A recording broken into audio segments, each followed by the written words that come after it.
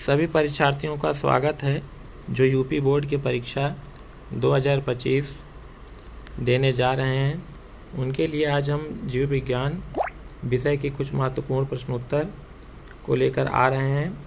इसको आप लोग देखेंगे, अति महत्वपूर्ण होंगे, जो निश्चित रूप से 2025 के जीव विज्ञान यूपी बोर्ड में पूछे जाएंगे।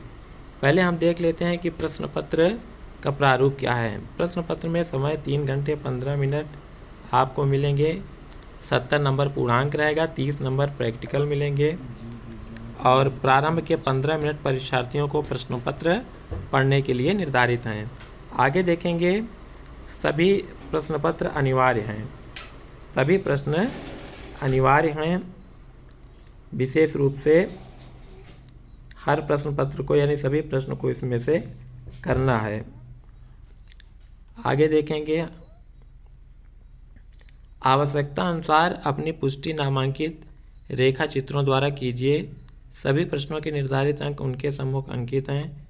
सही विकल्प चुनकर अपनी उत्तर पुस्तिका में लिखिए। हम आपको यहाँ यह बता रहे हैं कि आपको परीक्षा में किस प्रकार के प्रश्न पूछे जाएंगे, प्रश्नों का लेवल क्या रहेगा, स्तर क्या रहेगा, और आप उसको देख सकते हैं। यहाँ कुछ बहुविकल्पीय प्रश्न है, मैं आपको बताने जा रहा हूँ। पहला प्रश्न है, पहले का प्रश्न है, बहुभ्रूणता खोजी गई। Option number 1 Leeuwenhoek, option number 2 Maheshwari द्वारा, ऑप्शन नंबर 3 विंकलर द्वारा, ऑप्शन नंबर 4 कूपर द्वारा। तो इसका सही उत्तर होगा दोस्तों ल्यूवेनहॉक द्वारा, ल्यूवेनहॉक। आगे देखेंगे, खा में आरएनए अणु में थायमीन विस्थापित होता है। आरएनए अणु में थायमीन विस्थापित होता है। इसका सही उत्तर होगा यूरेसिल द्वारा। आगे देखेंगे आप, भारतीय भ्रूण विज्ञान के जनक हैं। पहला ऑप्शन सर जगदीश चंद्र बोस, दूसरा ऑप्शन प्रोफेसर पंचानन माहेश्वरी, तीसरा ऑप्शन डॉक्टर हरगोविंद खुराना और चौथा ऑप्शन डॉक्टर बीरबल साहनी। तो इसका सही उत्तर होगा दोस्तों प्रोफेसर पंचानन माहेश्वरी।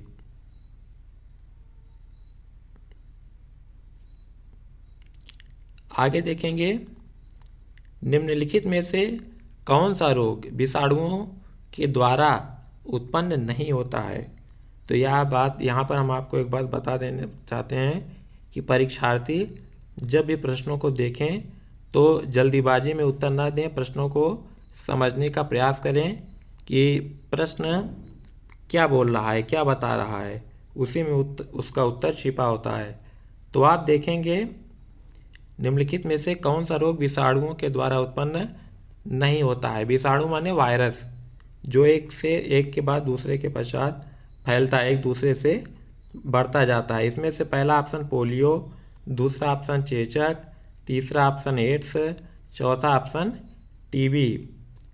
तो आप यहाँ पर जो पोलियो होता है ये वायरस है, चेचक ये भी वायरस के द्वारा उत्पन्न होता है, एड्स भी HIV वायरस के द्वारा होता है। यहाँ पर जो टीबी होता है ये जीवाणु है। ये सही उत्तर होगा टीबी, ट्यूबरक्लोसिस, माइकोबैक्टीरियम ट्यूबरक्लोसिस। तो इसका सही उत्तर होगा टीबी, क्योंकि टीबी जीवाणुओं के द्वारा उत्पन्न होता है, ये विषाणुओं के द्वारा नहीं उत्पन्न होता है। तो इस प्रकार के प्रश्न बच्चों या छात्रों परीक्षार्थियों पूछे जाएंगे। आप लोग देखिएगा ध्यानपूर्वक। दूसरा प्रश्न अति लघु उत्तरीय प्रश्न, ये आपको देखिए, आप ठीक ढंग से देख लीजिए, आपको समझ में आएगा। दूसरे का में ये एक लाइन के प्रश्नोत्तर हैं। सभी प्रश्नों के सामने अंक भी दिए गए हैं। मैं आपको प्रश्न पढ़ के सुना दे रहा हूँ। दूसरे का डाउन सिंड्रोम क्या है, टिप्पणी लिखिए। ये एक लाइन में है, 1 अंक का। दूसरे का अपरा के कार्य लिखिए। अगला प्रश्न, नंबर, उस एंजाइम का नाम लिखिए जो DNA अणुओं को खंडों में तोड़ देता है 1 नंबर। घ में आएंगे, दूसरे का घ में मानव में किन्हीं 2 लिंग संलग्न रोगों के नाम लिखिए 1 नंबर। इसको आप केवल एक शब्दों में लिखेंगे, शब्दों में, इसको बहुत ज़्यादा नहीं लिखना है। ये 1 लाइनर क्वेश्चन है, इसको लिख के आपको 1-2 शब्दों में बता देना है। जैसे हम एक उदाहरण के रूप में बता देना चाहते हैं कि गोदान उपन्यास के लेखक कौन है। तो अगर आप, ये अति लघु उत्तरीय प्रश्न है, अगर आपको लिखना होगा तो इसका केवल एक उत्तर है, मुंशी प्रेमचंद। बस इसी तरह आपको इसका उत्तर देना है। तो आगे देखेंगे, दूसरे का अंगा, दोहरा निषेचन को परिभाषित कीजिए, 1 अंक का है। आगे देखेंगे लघु उत्तरीय प्रश्न। अब ये जो लघु उत्तरीय प्रश्न है, इसको आपको कम से कम 20 से 25 शब्दों में देना है। तो लघु उत्तरीय प्रश्न में आप देखेंगे, तीसरे का अंडाणु जनन से आप क्या समझते हैं, सचित्र वर्णन कीजिए। तो आपको अंडाणु जनन की परिभाषा देनी होगी और एक चित्र के माध्यम से इसको समझाना होगा। पहले तो परिभाषा देंगे जिसमें आपका 1 नंबर पक्का हो जाएगा।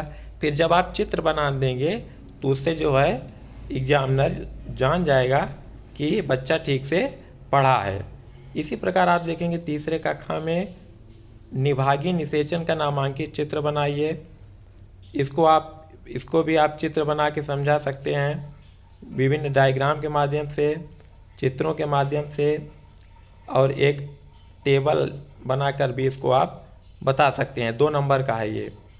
इसमें आप, ये विशेषता है कि आप जितना कम से कम शब्दों में, चित्रों के द्वारा, डायग्राम के द्वारा समझा देंगे, उतना ही अच्छा आपको यहाँ पर नंबर मिलेगा। यहाँ पर नंबर नहीं कटते हैं, क्योंकि यहाँ पर प्रश्नों को बिल्कुल एक स्पष्ट और सरल तरीके से पूछा जा रहा है। अगले प्रश्न में आएंगे, तीसरे का गा में प्रतिरक्षा क्या है, उपार्जित प्रतिरक्षा की क्रियाविधि स्पष्ट कीजिए। अब देखिए, तीसरे का गा में पूछा है कि प्रतिरक्षा क्या है। प्रतिरक्षा यानी एंटीबायोटिक। तो एंटीबायोटिक की परिभाषा लिखनी है, 1 नंबर आपका पक्का। फिर आप उपार्जित प्रतिरक्षा की क्रियाविधि, यानी एंटीबायोटिक की क्या क्रियाविधि है, यह क्या काम करता है, किस लिए काम करता है, इसको आपको लिख देना है। बस इस तरह, और कैसे करना है, कैसे काम करता है, इसके बारे में आपको लिखना है। पहले प्रतिरक्षा की परिभाषा, फिर प्रतिरक्षा यानी एंटीबायोटिक कैसे काम करता है, आप इसकी विधि को बताएंगे बहुत कम शब्दों में, 20 शब्दों में, 15 शब्दों में। आप कम से कम सरल तरीके से, इसको बहुत बड़ा चढ़ा के नहीं लिखना है। आगे आएंगे, तीसरे का घ में प्लाज्मिक डीएनए और गुणसूत्री डीएनए में भेद करिए। 2 नंबर का है। अगला प्रश्न, तीसरे के अंगा टर्नर्स सिंड्रोम क्या है। इसमें आपको केवल परिभाषा पूछा गया है, टर्नर सिंड्रोम क्या है, इसके बारे में बताना है। बहुत लंबा व्याख्या नहीं देनी है, केवल आपको कम शब्दों में लिखना है। अब आप आएंगे चौथे प्रश्न में, लघुत्तरीय, ये 3 नंबर का रहेगा। चौथे का काम है कि क्लाइनफेल्टर सिंड्रोम किसे कहते हैं या कैसे बनते हैं, ऐसे मनुष्यों जिनमें यह उपस्थित है के लक्षण लिखिए। तो सबसे पहले आप क्लाइनफेल्टर सिंड्रोम किसे कहते हैं ये बताएंगे, या कैसे बनते हैं फिर ये बताएंगे, ऐसे मनुष्यों जिनमें यह उपस्थित होता है के लक्षण लिखिए। यानी आप टू द पॉइंट जो पूछा जा रहा है उसी के अनुसार चलेंगे तो आपका इसमें पूरा में पूरा नंबर आपको मिलेगा। अगला प्रश्न चौथे का काम है, मानव जीनोम प्रोजेक्ट पर टिप्पणी लिखिए। मानव जीनोम यानी जो मानव की जैविक संरचना है उस पर आपको एक प्रोजेक्ट बनाकर आपको उसमें टिप्पणी करनी है, व्याख्या करनी है कि मानव के जैविक कारण क्या हैं, मानव के भौतिक कारण, सांस्कृतिक कारण और जो वैज्ञानिक कारण है उसको आप प्रोजेक्ट के माध्यम से दर्शा सकते हैं। यहाँ आपके पूरे में पूरे नंबर आपको मिलेंगे। चौथे का गा में आएंगे, जैव उर्वरक क्या है, कृषि में इसका क्या महत्व है। तो जैव उर्वरक आप जानते हैं, जो फर्टिलाइजर जो खेतों में इसका प्रयोग किया जाता है, और इसकी परिभाषा लिखेंगे। फिर कृषि में इनका क्या महत्व है और कृषि में किस प्रकार इनका प्रयोग किया जाता है, इसके लाभ हानि बिल्कुल कम शब्दों में, बहुत ज़्यादा बड़ा चढ़ा के नहीं लिखना है। तो सबसे पहले जैव उर्वरक क्या है और कृषि में इनका क्या महत्व है, आपको इसको लिखना है, परिभाषा देनी है और फिर कृषि में इनका महत्व हेडिंग डाल के 2-3 लाइन में समझा देना है। चौथे के घ में आएंगे, मलेरिया परजीवी के जीवन चक्र का स्वच्छ एवं नामांकित चित्र बनाइए। देखिए, अब इसमें पूछा है कि वर्णन की आवश्यकता नहीं है, तो इसमें आपको लिखना नहीं है, केवल चित्र बनाकर मलेरिया से फैलने वाले जो मच्छर होते हैं और उनके माध्यम से आपको ये दर्शाना है कि कैसे मलेरिया परजीवी से बचा जा सकता है, क्योंकि मलेरिया जो है ये मच्छरों से फैलता है और विशेषकर जो मच्छर हैं वो बरसात के महीने में अति संवेदनशील हो जाते हैं, वो तेज़ी से सक्रिय हो जाते हैं। तो मलेरिया परजीवी को आपको चित्रों के माध्यम से समझाना है। जैसे हमने आपको पिछले उसमें बताया था कि यहाँ पर आप देख सकते हैं, मानव जीनोम पर प्रोजेक्ट पर टिप्पणी लिखिए, विभागीय, हाँ ये तीसरे का खा में निभागीय निषेचन का नामांकित चित्र बनाइए। इसमें व्याख्या नहीं करनी है, जिसमें चित्र बनाने को बोल रहा है उसमें आपको केवल चित्र बनाना है, और जिसमें व्याख्या और चित्र दोनों बोल रहा है तो उसमें आपको छोटी सी परिभाषा लिख के एक चित्र के माध्यम से आप दर्शा सकते हैं। इसी तरह आगे आएंगे, 5वें का का में बायोरिएक्टर का संक्षिप्त वर्णन कीजिए। 5वें का खा, चिकित्सीय गर्भ समापन पर संक्षिप्त टिप्पणी लिखिए। ग नंबर, डीएनए अंगुली छापी पर संक्षिप्त टिप्पणी लिखिए। 5वें का घ में प्रतिबंधन एंजाइम्स पर टिप्पणी लिखिए। ये सब आपके 3-3 नंबर के हैं, केवल आपको टिप्पणी लिखनी है, यानी थ्योरी याद करनी है इसकी। इसी प्रकार ये महत्वपूर्ण प्रश्नोत्तर हैं, आप इसको लिख के इसको अच्छे से तैयार कर लीजिए। ये यूपी बोर्ड 2025 में अति महत्वपूर्ण हैं, जो निश्चित रूप से पूछे जाएंगे, आपको देखने को मिलेंगे इन प्रश्नों में। घ में प्रतिबंधन एंजाइम्स पर टिप्पणी लिखिए। ये टिप्पणी पूछ रहा है, टिप्पणी माने एक प्रकार का व्याख्या, एक छोटी व्याख्या, जो आप इसको मान के चलिए जैसे ये लघु उत्तरी में आपका पूछा जा रहा है 3 नंबर का है, तो आप 30 शब्दों में कम से कम लिखिए। जो 2 नंबर वाले हैं उसको आप 20 से 25 शब्दों में, और जो 3 नंबर के प्रश्न हैं उसको आप 25 से 30 शब्दों में सरलता पूर्वक टू द पॉइंट जो प्रश्नों में पूछा जा रहा है, प्रश्नों से भटकना नहीं है, प्रश्न से जुड़कर आपको उत्तर देना है, तभी आपको पूरे में पूरे नंबर मिलेंगे। अब देखिए फिर आ गया 6वें का का में देखेंगे, खाद्य श्रृंखला का सचित्र वर्णन कीजिए। अब देखिए खाद्य श्रृंखला ये पर्यावरण से भी जुड़ा हुआ टॉपिक है। खाद्य श्रृंखला में सबसे पहले क्या आता है, सबसे पहले आता है आपका ये उत्पादक, उपभोक्ता, फिर ये आपका आता है जो शाकाहारी जीव होते हैं, मांसाहारी जीव होते हैं। इसका आपको एक चित्र बनाना है। आप पढ़े होंगे, जब पढ़ के आप इसको लिखेंगे तो इसको आप चित्र बना के खाद्य श्रृंखला में कि जीवों का, कि जैसे बकरी घास चरती है, फिर बकरी शाकाहारी है तो बकरी को कौन खाता है, बकरी को शेर खाता है, कुत्ते खाते हैं, फिर कुत्ते को कौन, फिर सर्प को कौन, फिर शेर। इसी तरह मतलब उसको एक क्रम से खाद्य श्रृंखला का सचित्र वर्णन करना है। 6वें कक्षा में जैव प्रौद्योगिकी का मानव स्वास्थ्य के क्षेत्र में अनुप्रयोग लिखिए। प्रौद्योगिकी यानी टेक्नोलॉजी, बायोटेक्नोलॉजी का ये प्रश्न है कि जैव प्रौद्योगिकी का सबसे पहले आपको ये बताना होगा कि जैव प्रौद्योगिकी क्या है, और फिर इसके बाद मानव स्वास्थ्य के क्षेत्र में इसका क्या अनुप्रयोग है। अगले प्रश्न में आते हैं 6वें के ग में, परभक्षी पर टिप्पणी लिखिए। 3 नंबर का है। 6वें का घ, प्लाज्मिड क्या है, PBR 322 पर टिप्पणी लिखिए। तो प्लाज्मिड क्या है पहले इसका उत्तर देंगे, फिर इसके बाद PBR 322 पर टिप्पणी लिखना है। अब आप दीर्घ उत्तरीय प्रश्न में आ जाइए। अब देखिए 5वां प्रश्न दीर्घ उत्तरीय प्रश्न में आपका इसमें दिखाई दिया है कि समष्टि से आपका क्या अभिप्राय है, इसके विभिन्न गुणों का वर्णन कीजिए। समष्टि, समष्टि माने एक समग्र संपूर्णता के बारे में बताया जा रहा है। तो समष्टि से आपका क्या अभिप्राय है, पहले इसकी परिभाषा और इसके बाद इसके विभिन्न गुणों का वर्णन करना है। तो यहाँ पर देख रहे हैं कि ये 5 नंबर का प्रश्न है, इसको आपको व्याख्या में देनी है। कम से कम आपको इसको मान के चलिए 100 से 150 शब्दों में आपको देना है। 100 से 150, 100 से 150 शब्दों में इसको आपका उत्तर देना है। आप अथवा लिखा है तो इसका मतलब आप इन दोनों में से एक करेंगे। बायोगैस क्या है, एक प्रारूप बायोगैस संयंत्र का चित्र की सहायता से वर्णन कीजिए।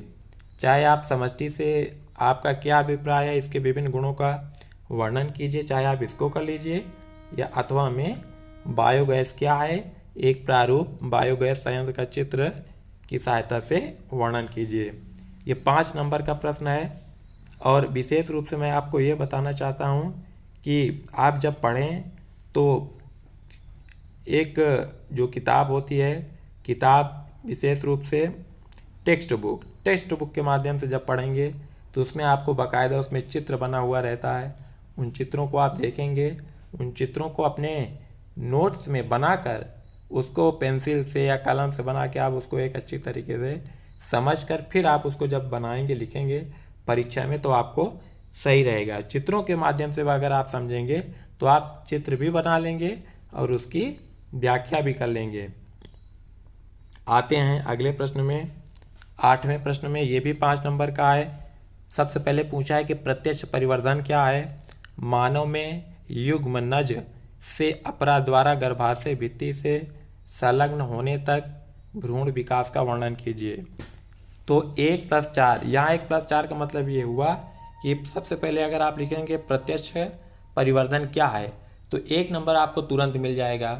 फिर आप आएंगे मानव में युग्मनज से अपरा द्वारा गर्भाशय भित्ति से संलग्न होने तक भ्रूण विकास का वर्णन कीजिए। आपको 100 से 150 शब्दों में इसका उत्तर देना है।